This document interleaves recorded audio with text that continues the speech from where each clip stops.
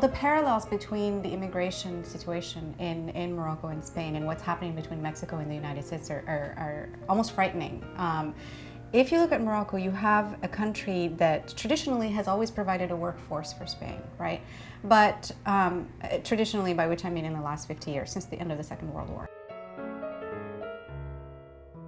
But what's happened over the last 10 years is that people from all over Africa have started to come to Morocco to try and make it to Spain.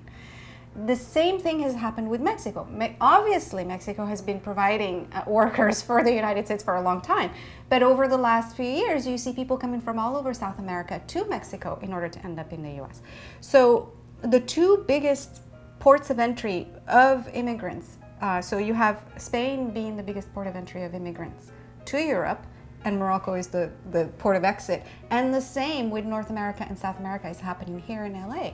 So there are definitely parallels between the two. And when I was working on my book, obviously I was thinking of these Moroccan immigrants in this situation, but it was impossible not to be informed and influenced and inspired by everything that was happening with Mexican immigrants here in California, particularly about the discourse, that the way in which they are talked about and written about in the media. It is so similar to what I've seen with Moroccan immigrants being written about in Europe.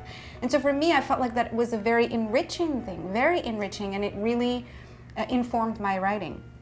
Now, the other thing too is when the book was published, again, the book is published and it comes out in LA, naturally people think, oh, wait a minute, the same thing that I see every day is happening halfway across the world, and those other people haven't figured out any better solutions than we have.